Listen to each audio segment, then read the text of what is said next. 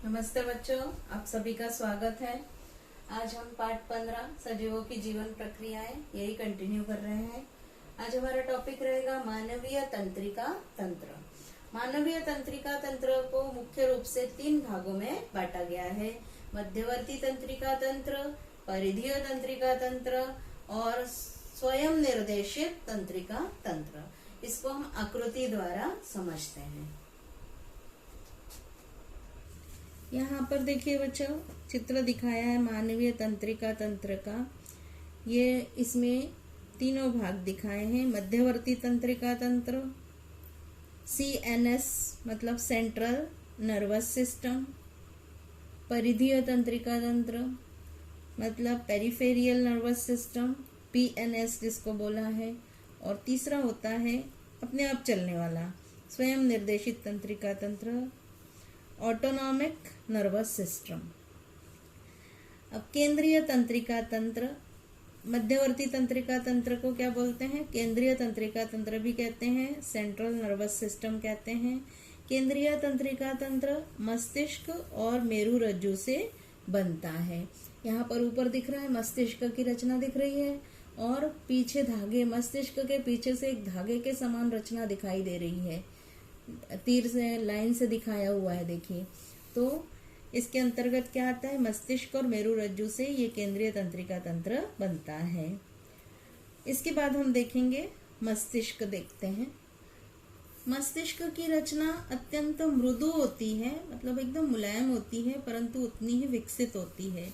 मस्तिष्क तंत्रिका संस्थान का प्रमुख नियंत्रण करने वाला अंग है और यह कोटर मतलब जो खोपड़ी होती है हमारी, उसमें सुरक्षित रहता है।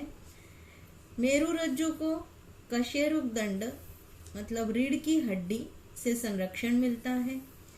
मेरुरज्जु कहाँ होता है? रीढ़ की हड्डी के अंदर सुरक्षित रहता है। केंद्रीय तंत्रिका तंत्र के अस्थि और मृदु ऊतकों के बीच की खोखली जगह में संरक्षक मस्तिष्काच्छद होते हैं। मस्तिष्क के विभिन्न भागों की गुहाओं को मस्तिष्क विवर कहते हैं। आप चित्र में देखिए बच्चों ध्यान से। जबकि मेरुरज्जु की लंबी गुहा को केंद्रीय वाहिनी सेंट्रल कैनाल कहते हैं। मस्तिष्क विवर, केंद्रीय वाहिनी और मस्तिष्काच्छद अंतर्गत अंतरिक्ष में प्रमस्तिष्क मेरुद्रव होता है। मतलब मस्तिष्क विवर, केंद्रीय वाहिनी और मस्तिष्काच्छद, इसमें जो है एक द्रव भरा रहता है जिसको क्या बोलते हैं?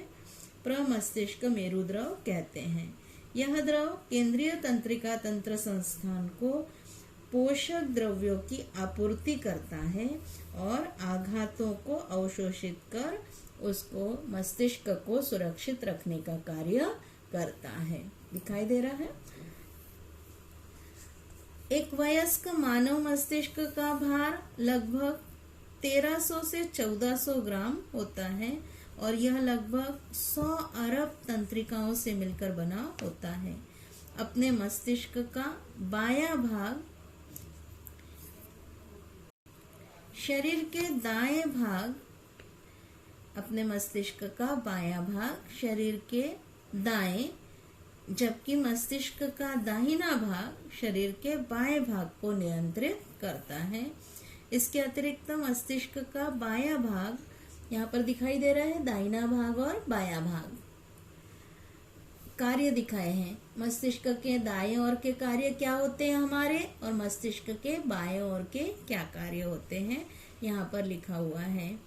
मस्तिष्क का बायां भाग हमारे वार्तालाप, लेखन कार्य और तर्कसंगत विचार नियंत्रित करता है। हम जो बोलते हैं, लिखने का कार्य, सोचने का कार्य करते हैं, ये सब जो है बाएं भाग के द्वारा किया जाता है। नवनिर्मिति है, कला है, संगीत है, प्रतिभात्मक जो भी विचार होते हैं, हमारे विचार प्रस्तुत करते हैं, स्टेज पर खड़े होकर भाषण देते हैं, तो ये सब जो है कार्य के कारण होता है मस्तिष्क के बाएं भाग के कार्य ही होते हैं, उसके द्वारा नियंत्रण सब होता है। और दायां भाग हमारी कला क्षमताएं नियंत्रित करता है। इस तरह से ये कार्य हुए। इसके बाद फिर से देखिए मस्तिष्क के जो भाग होते हैं, पहला भाग है प्रमस्तिष्क। ये प्रमस्तिष्क दिखाई दे रहा है बच्चों, बड़ा भाग ऊपर, यह मस्तिष्क का सबसे बड़ा भाग है। ये दो प्रमस्तिष्कीय अर्धगोलों से बना होता है। दृढ़ तंतु और नाड़ी क्षेत्र ये दो अर्धगोलों को जोड़ते हैं। मस्तिष्क का 2/3 प्रमस्तिष्क से ही व्याप्त होता है। मस्तिष्क का 2/3 भाग क्या होता है? प्रमस्तिष्क होता है। इसी कारण प्रमस्तिष्क को बड़ा मस्तिष्क कहा जाता है। प्रमस्तिष्क की बाह्य सतह अत्यधिक मुड़े हुए अनियमित घेरों से युक्त होती है और रोएदार होती है, जिन्हें संवलन अथवा लपेट कहते हैं। इसके कारण प्रमस्तिष्क के पृष्ठभाग का क्षेत्रफल बढ़ता है और तंत्रिका कोशिकाओं को पर्याप्त जगह प्राप्त होती है। यहाँ दिख रही है मस्तिष्क में तंत्रिका कोशिकाएं, वलय दिखाई दे रहे हैं प्रमस्तिष्क के। इसके बाद दूसरा मस्तिष्क का भाग होता है अनुमस्तिष्क। ये मस्तिष्क का छोटा भाग होता है। यह मस्तिष्क कोटर मतलब खोपड़ी के पीछे की ओर तथा प्रमस्तिष्क के नीचे की ओर होता है। इसका पृष्ठभाग घेरों के बदले शीर्ष और गर्त के रूप में होता है। तीसरा भाग है प्रमस्तिष्क पुच्छ, मेड्यूला कहते हैं इसे। यह मस्तिष्क का पश्चतम भाग है। ये ऊर्ध्व तल में 2 त्रिभुजाकार सम्मुखीय रचनाएं होती हैं, उन्हें पिरामिड कहते हैं। इसके पश्च भाग का आगे मेरु रज्जु में रूपांतरण होता है। मस्तिष्क का जो पीछे का भाग होता है मस्तिष्क पुच्छ, इसके पीछे जो है क्या है, ऊर्ध्व तल में 2 त्रिभुजाकार सम्मुखीय रचनाएं होती हैं, जिन्हें पिरामिड कहते हैं।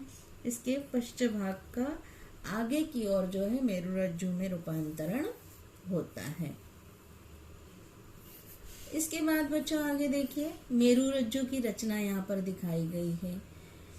यहाँ केंद्रीय तंत्रिका तंत्र का संस्थान का भाग होता है और यह कशेरुक दंड में स्थिर रहता है। देखो मस्तिष्क के पीछे की ओर यहाँ पर दिखाई दे रहा है, मस्तिष्क के पीछे की ओर ये मेरु रज्जु होती है, नीचे की ओर पतली धागे के समान रचना होती है।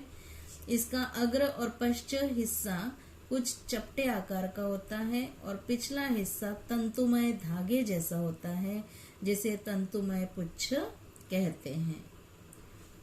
यहाँ पर देखिए मेरु रज्जु की रचना, अंदर से रचना कैसी होती है ये दिखाई है मेरु रज्जु की रचना। अब इसके बाद हम मेरु रज्जु के कार्य पढ़ेंगे आगे, अगले नेक्स्ट लेक्चर में पढ़ेंगे। आज बच्चों इतना ही पढ़ेंगे। धन्यवाद।